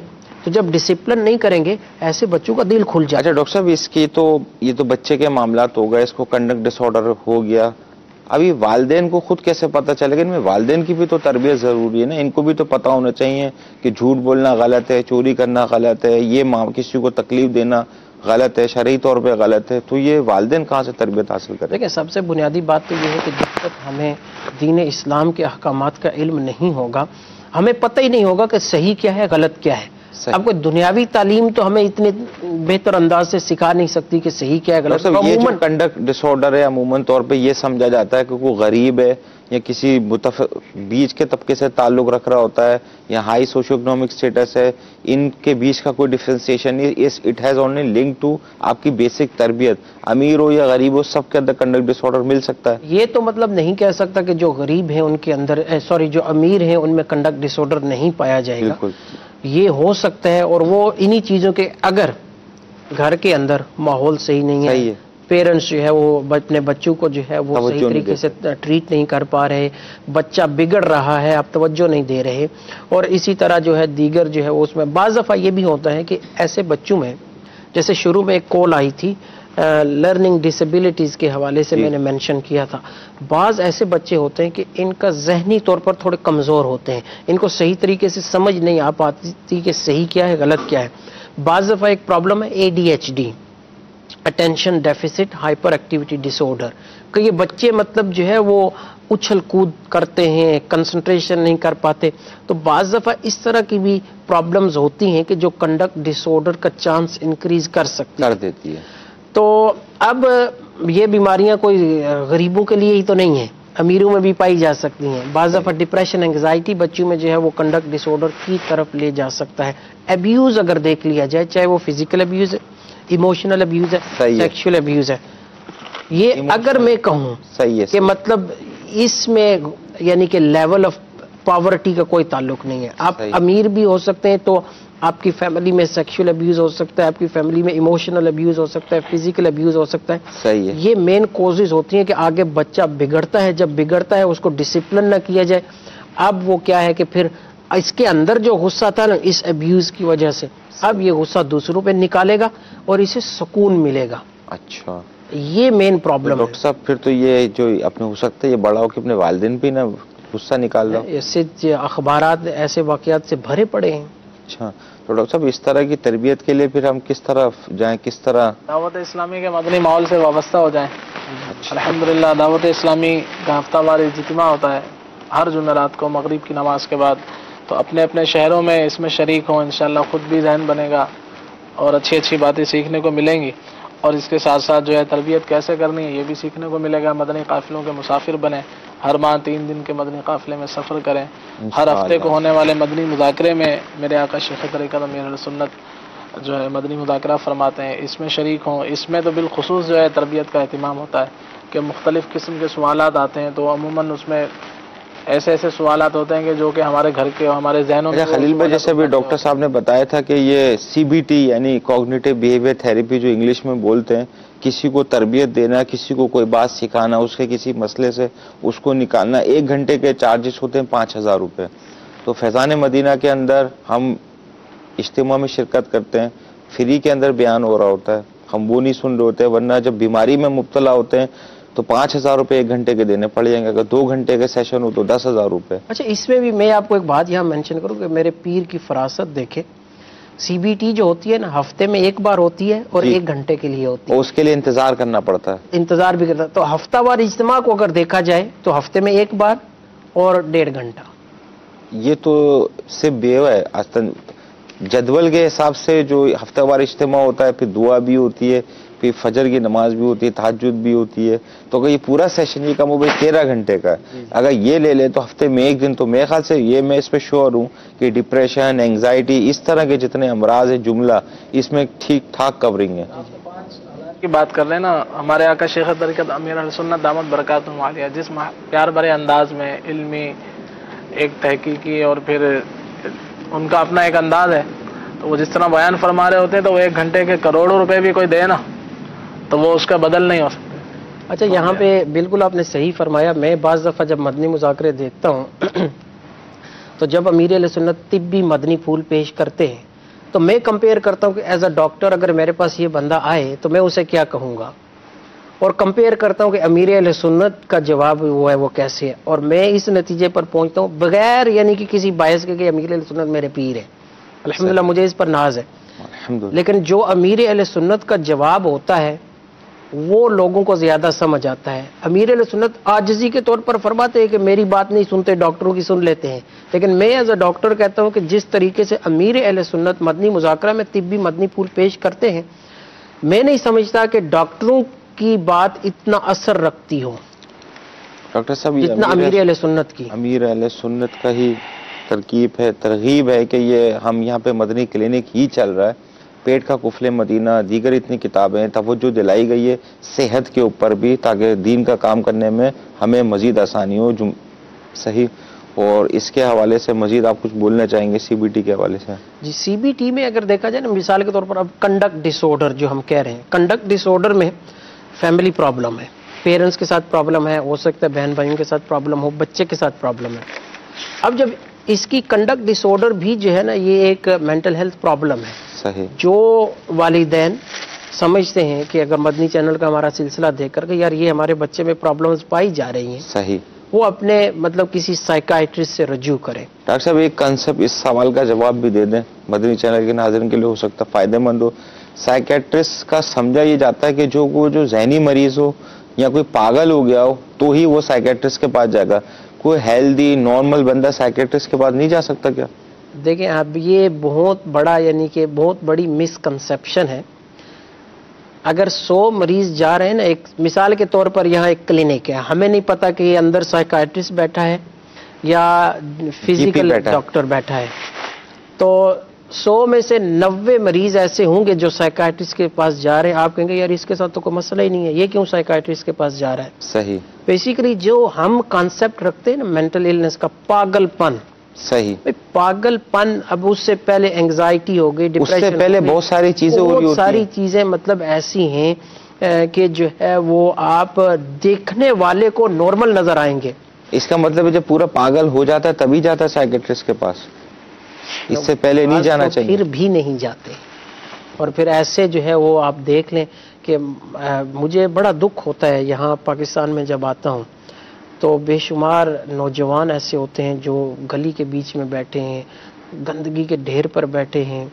उनका हुलिया ऐसा है कि बेचारों के पास मेंटल इलनेस हुई, किसी ने इलाज नहीं करवाया, اور اب یہ کرونک النس بن چکی ہے صحیح. اور ایک ٹیلنٹ ضائع ہو گیا. ایک نوجوان جو ہے جو اپنے اس قوم کو بہت زیادہ فائدہ پہنچا سکتا تھا, اپنے گھر والوں کے لیے کفالت کا انتظام کر سکتا تھا, صرف توجہ نہ ہونے کی وجہ سے, شعور نہ ہونے کی وجہ سے, پراپر علاج نہ ہونے کی وجہ سے, ایسا انڈیویجول جو ہے یہ نہ اپنے خاندان کو بلکہ الٹا اس پر بھی بوجھ بن گیا اور مطلب ملک پر بھی, یعنی کہ اکانومی کے حوالے سے. اگر ہم ویسٹرن کنٹریز کے حوالے سے دیکھیں تو اس میں بالخصوص یہ کوشش کی جاتی ہے کہ ایسے بندوں کا علاج کر کے جو ہے وہ ان کو امپلائمنٹ کی طرف لایا جائے, تاکہ جو امپلائمنٹ میں ہوگا بھلے فل ٹائم ہو پارٹ ٹائم ہو, ان کا مائنڈ ایک دوسری طرف جائے گا, پھر بجائے وہ کسی پر بوجھ بننے کے کم از کم کچھ نہ کچھ تو وہ اپنے حوالے سے کر رہے ہیں.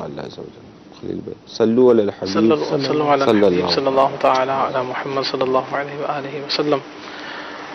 پیارے اور محترم اسلام بھائیو, الحمدللہ رب العالمین. آج کا آپ نے سلسلہ ملاحظہ فرمایا. انشاءاللہ عز و جل اگلے بدھ کو بھی انشاءاللہ عز و جل یہ سلسلہ لے کر دوبارہ حاضر ہوں گے. تو اللہ تعالیٰ سے دعا ہے کہ اللہ تعالیٰ جو جن مریضوں نے ہمیں کال کی یا مریضوں کے نمائندوں نے کال کی, اللہ تعالیٰ ان پر رحمت کی نظر فرمائے. اور امت محبوب صلی اللہ علیہ وآلہ وسلم میں جتنے بھی مریض ہیں, پریشان حال ہیں, ڈپریشن کے مریض ہیں, اور مایوسی جنہیں گھیری ہوئی ہے, ٹینشن ہے, گھریلو ناچاکیاں ہیں, طرح طرح کی پریشانیاں ہیں, اللہ تعالیٰ سب پر جو ہے اپنے حبیب علیہ الصلوۃ والسلام کے طفیل جو ہے رحمت کی نظر فرمائے اور سب کو آسانیاں عطا فرمائے, دونوں جان میں خوشحالیاں نصیب فرمائے.